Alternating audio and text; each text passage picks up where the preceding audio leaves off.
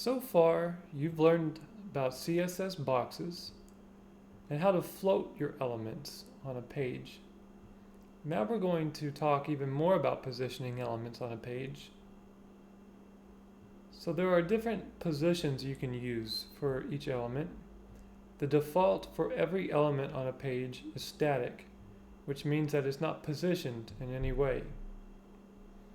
Another position you can use is relative, which means you can position that element in regards to the page. So let's give an example of that. Let's have a div class, relative. We're just going to make a box. Okay, we're going to give it a height, 200 pixels.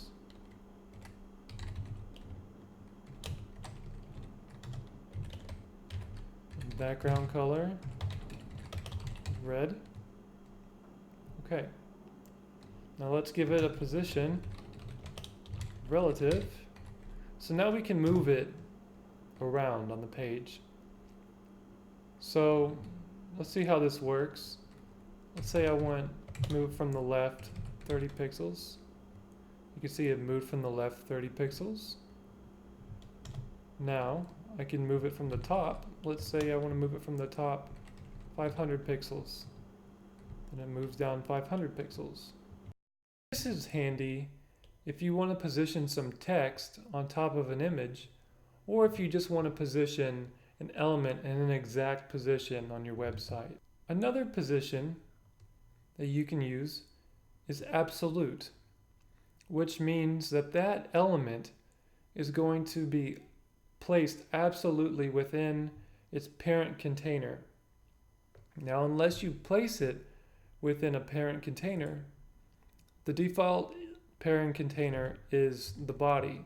So let's copy this. Let's put another one here. It's just going to be right on top of each other. Actually, it's going to be below because we haven't floated it. See? Let's see what happens when we float. When we float it left. There we go. See, now they're in the same line. Okay. So now let's give this a class of absolute. We can just copy and paste most of this because I want to give an example. So let's change this color to green. Okay.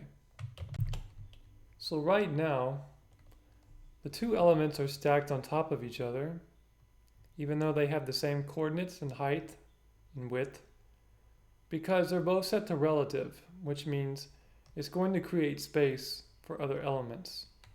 Now let's change the absolute to an absolute position. And now you're going to see that the element with an absolute position is going to be fixed in this position over all things.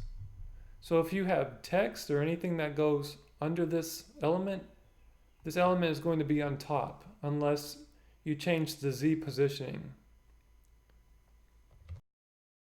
This also creates a problem if you use the body as the parent container, because as you scroll down through the website, this green box is going to stay here, and this absolute position is going to stay here. So that means as you scroll down, anything that comes under this green box will not be visible. So that's why it's always a good idea to put it in your own parent container. And you do that just by creating another box like I showed in previous videos. Another position that you can use is the fixed position, which is kind of like the absolute position, except it's going to remain fixed in that position no matter what. So here you have this absolute green box that's going to stay here in its parent container no matter where you scroll. But let's say you create like a footer And you want this footer to always be visible, no matter what. So let's make that footer real quick. Let's give it a width of 100%. Let's give it a background color of black and a height of 50 pixels. Okay. First, I want to get rid of the preset margins. So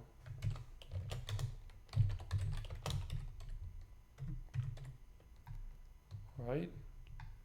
So now let's give this a position of fixed. Now we want it to stick to the bottom. So I spelled bottom correctly. And now the footer will always be here in this exact position at the bottom of the web page, no matter where we scroll on the page. So this could be used for things like if you want a fixed navigation on top, or if you want a live support chat for your website that is always displayed in that area. It's very useful for different elements. And we're going to put all these together in one of our upcoming code challenges. So this can be a little confusing at first, and it definitely takes some practice. So I'm going to upload some more documentation on the Downloads tab for you to look at, and also feel free to play around with this code pen, especially the absolute position, because positioning is very important. And in the next lecture, you're going to have a quiz over CSS boxes.